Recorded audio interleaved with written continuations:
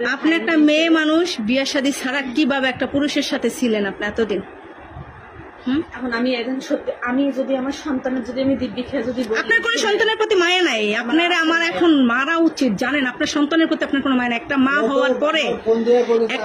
হওয়ার পরে মা কিভাবে সন্তান রেখে আর একটা পরপুরুষের সাথে আসে? বাবারা পারে, বাবারা 2-4টা বিয়ে করতে পারে, এটা জাহেজও আছে আমাদের ইসলামিক ভাবে। তা আপনি তো আমার ডিভোর্স হয়ে গেছে প্রথম স্বামীর সাথে। আপনি এনার সাথে যে আসছেন, আপনি বিয়ে শাদী বয়ে আসবেন না?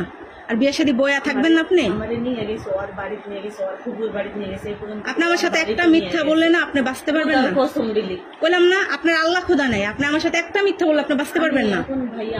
আপনি যদি একটা মিথ্যা বলছেন না, খোদার কসম আপনার আমি এই রুমেতে নোংরা করে বানাম। আমি যে কি করবো আপনার কোনো জানাই নেই, ধারণাও নেই।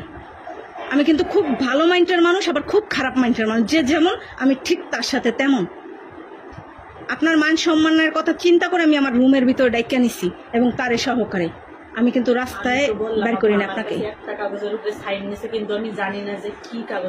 এটা আমার দেখার বিষয় না। সাইন আমি ওনার থেকেও রাখবো, ওটা কোনো সাবজেক্ট না।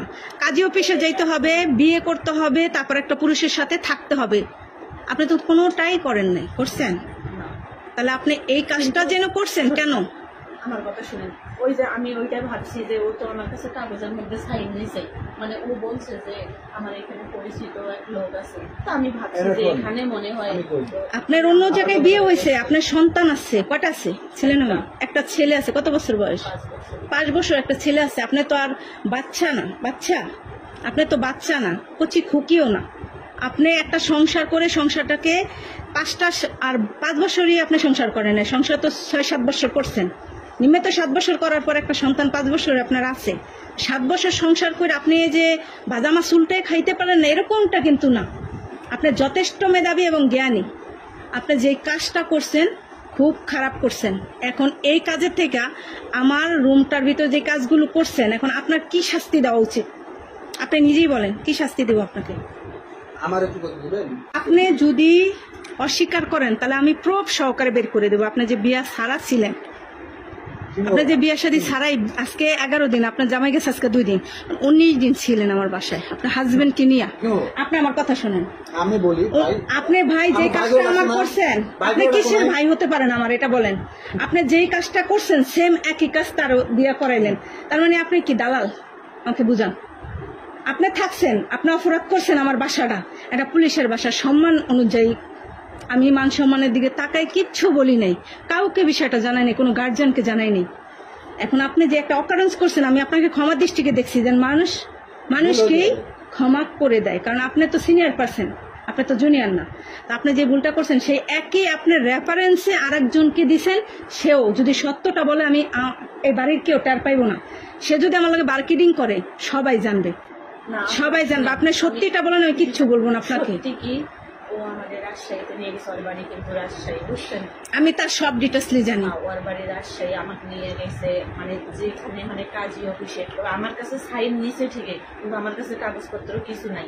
এই কারণে আমি প্রমাণ আমি দিবার পারবো না। আপনার বিয়েই হয় নাই, কিসের কাগজপত্রের কথা বলেন? জানি না, আমার কাছে একটা কাগজের উপরে। আপনি একটা মেয়ে মানুষ, বিয়ে শাদী ছাড়া কিভাবে একটা পুরুষের সাথে ছিলেন আপনি এতদিন?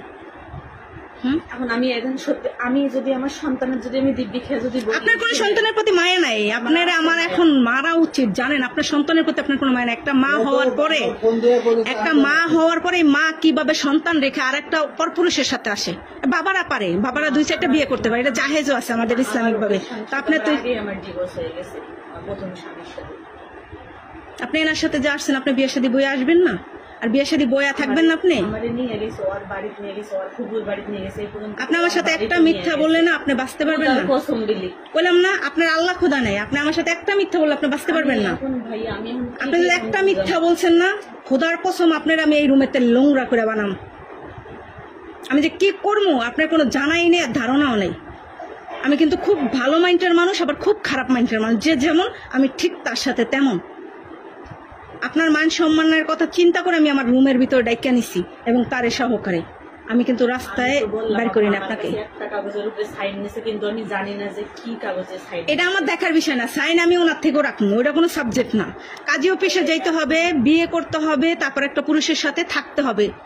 আপনি তো কোনোটাই করেন নাই, করছেন? তাহলে আপনি এই কাজটা যেন করছেন কেন? আমার কথা শুনেন, ওই যে আমি ওইটাই ভাবছি যে ও তো আমার কাছে কাগজের মধ্যে সাইন নিয়েছে, মানে ও বলছে যে আমার এখানে পরিচিত এক লোক আছে, তো আমি ভাবছি যে এখানে মনে হয় আপনার অন্য জায়গায় বিয়ে হয়েছে, আপনার সন্তান আছে, কটা আছে? ছেলে না মেয়ে? একটা ছেলে আছে। কত বছর বয়স?